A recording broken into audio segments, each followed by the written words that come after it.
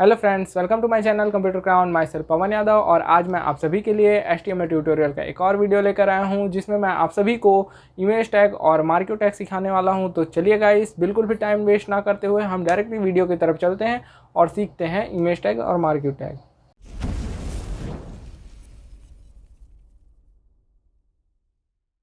Friends, आज मैं आप लोगों को इमेज टैग और मार्क्यू टैग सिखाने वाला हूं। तो चलिए हम सबसे पहले नोटपैड ओपन कर लेते हैं और HTML का स्ट्रक्चर टाइप कर लेते हैं, फिर हम लोग इमेज टैग सीखेंगे।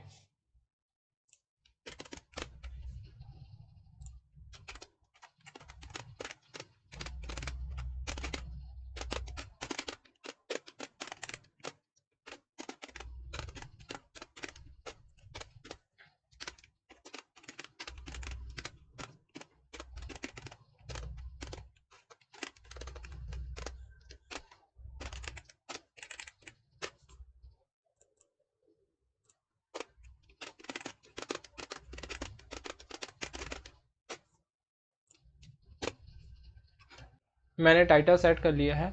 चलिए अब हम सीखते हैं इमेज टैग क्या होता है और उसका फंक्शन क्या होता है। इमेज टैग की हेल्प से हम अपने वेब पेज पर इमेज इंसर्ट कर सकते हैं। तो चलिए देखते हैं कि इमेज इंसर्ट हम कैसे करते हैं। तो सबसे पहले हम इसे सेव कर लेंगे।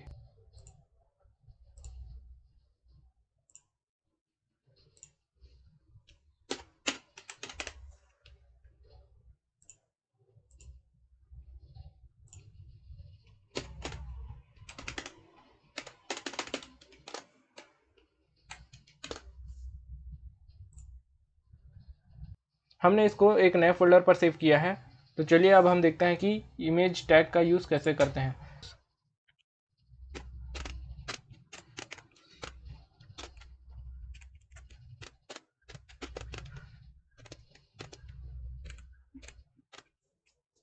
ये हमारा इमेज टैग होता है। जैसा कि हम देख सकते हैं, हमने imgsrca1.jpg स्लैश क्लोज कर दिया।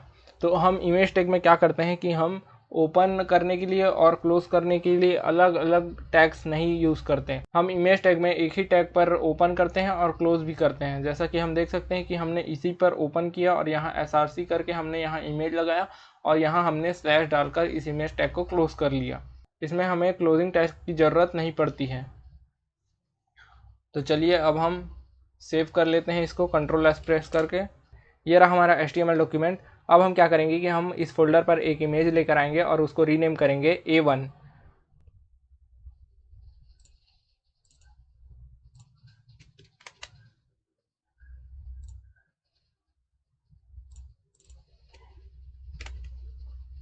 अब हम इसको रीनेम कर लेते हैं A1 से। तो जैसा कि मैंने पिछली वीडियो में भी बताया हुआ है कि अगर हमें किसी भी फाइल को लिंक करना है या हमें कि कोई भी इमेज इंसर्ट करना है या हमें बैकग्राउंड पर इमेज सेट करना है, तो उन दोनों फाइल्स को हमें एक साथ रखना पड़ता है। जैसा कि अभी हमने ये वाले फाइल में इस वाले इमेज को इंसर्ट करना है, तो हम ये दोनों को एक ही लोकेशन या एक ही फोल्डर पर हम रखेंगे। तो चलिए अब हम इसको ओपन करके देखते हैं कि हमारा इमेज आया है कि नहीं। तो ये हमने ओपन किया और हम देख सकते हैं कि हमारा इमेज आ चुका है, लेकिन हमारा इमेज काफ़ी बड़ा शो हो रहा है। तो अब हम क्या करेंगे कि अब हम इमेज टैग में कुछ प्रॉपर्टीज़ यूज़ करेंगे। चलिए देखते हैं हम क्या प्रॉपर्टीज़ यूज़ करेंगे। अब हम यहाँ पर हाइट और विड्थ सेट करेंगे। हाइट इक्वल टू हम 100 सेट करेंगे और विड्थ इक्वल टू 100 सेट करेंगे। ये इमेज टैग में हाइट और विड्थ प्रॉपर्टी होता है। तो हमने हाइट का वैल्यू 100 रखा है और विड्थ का वैल्यू भी 100 रखा है। तो अब हम इसको सेव कर लेते हैं और हम ब्राउज़र पर चलते हैं। अब हम रिफ़्रेश करते हैं। तो जैसा कि हम देख सकते हैं कि हमारा इमेज छोटा हो चुका है। जैसा कि देख सकते हैं, हमने इसकी हाइट और विड्थ 100 mm सेट की हुई है। तो अब हम क्या करते हैं कि ये एक तरीका था और अब हम इसमें एक और तरीके से वैल्यू दे सकते हैं।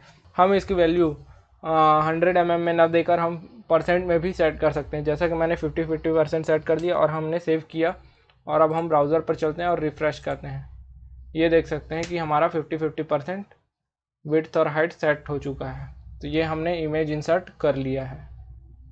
अब हम सीखेंगे मार्क्यू टैग। हम वापस आ चुके हैं नोटपैड पर। अब हम मार्क्यू टैग यूज़ करेंगे। तो चलिए देखते हैं मार्क्यू टैग क्या होता है। सबसे पहले हम कुछ टाइप कर लेते हैं, HTML ट्यूटोरियल्स। ये हमने HTML ट्यूटोरियल्स टाइप कर दिया। और मार्क्यू टैग का यूज़ क्या है अभी हम देखते हैं।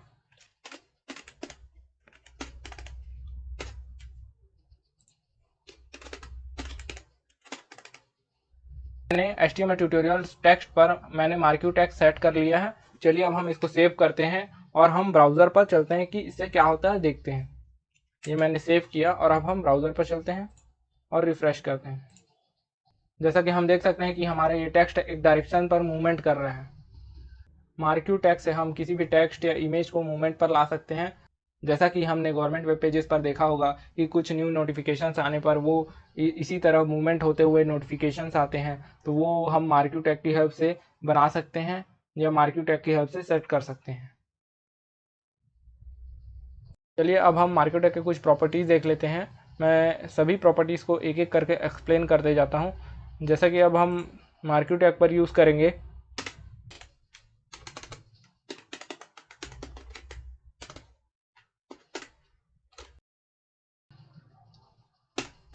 मैंने मार्क्यू टैग पर डायरेक्शन प्रॉपर्टी का यूज़ किया और डायरेक्शन की वैल्यू अप सेट की हुई है। तो चलिए अब हम ब्राउज़र पर चलते हैं और रिफ़्रेश करते हैं क्या होता है। जैसा कि हम देख सकते हैं कि ये वर्टिकली मूव कर रहा है।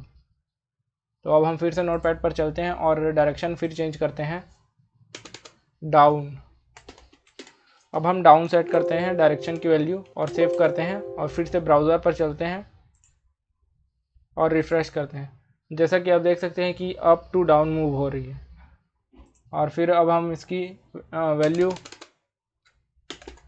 राइट सेट करते हैं और फिर रिफ़्रेश करते हैं। जैसा कि आप देख सकते हैं कि अब हम इसको राइट से लेफ़्ट की तरफ मूव होते हुए देख सकते हैं। और हमारा लेफ़्ट जो डायरेक्शन होता है वो डिफ़ॉल्ट डायरेक्शन होता है। तो डायरेक्शन की 4 प्रॉपर्टीज़ है, अप, डाउन, राइट, लेफ़्ट। हम ये डायरेक्शन हटा लेते हैं और बिहेवियर प्रॉपर्टी यूज़ करेंगे।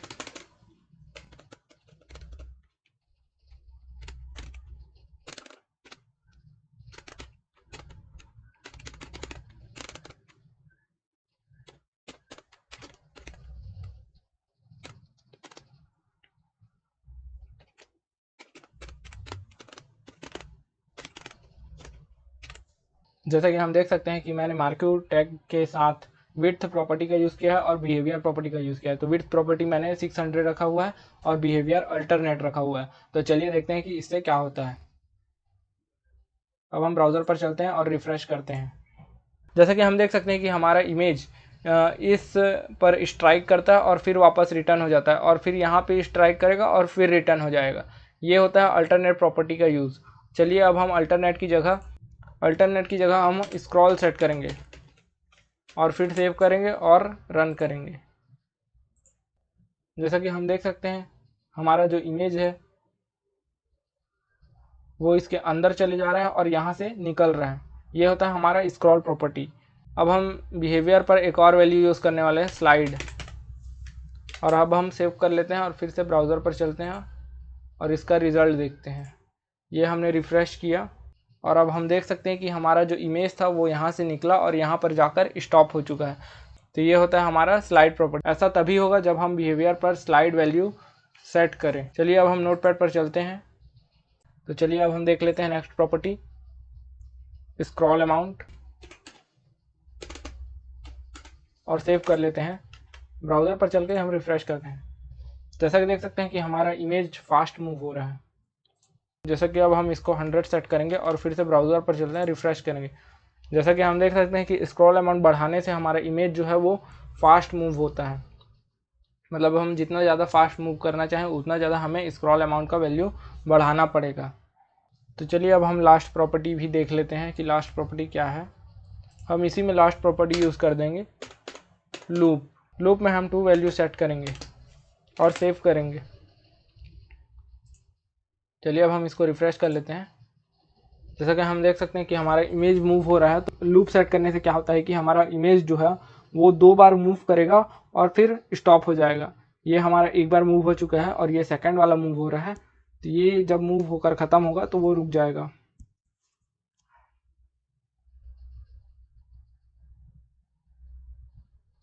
जैसा कि हम देख सकते हैं कि हमारा इमेज सिर्फ 2 बार मूव किया और तीसरी बार से मूव नहीं कर। हम लूप की हेल्प से हमारे इमेज को कितने बार मूवमेंट कराना है वो हम सेट कर सकते हैं। तो ये हमारा लास्ट प्रॉपर्टी था लूप। हम मार्क्यू टैग पर विड्थ और हाइट भी सेट कर सकते हैं, जैसा कि मैंने विड्थ सेट किया हुआ था 600। और अब हम हाइट कब सेट करेंगे, जब हमारा इमेज वर्टिकली मूव करेगा। फ्रेंड्स, हमारा आज का वीडियो यहीं पे ख़त्म होता है और हम नेक्स्ट वीडियो पर वीडियो टैग का यूज़ करना सीखेंगे कि हम कैसे वीडियो टैग यूज़ कर सकते हैं और उसके प्रॉपर्टीज़ के बारे में समझेंगे।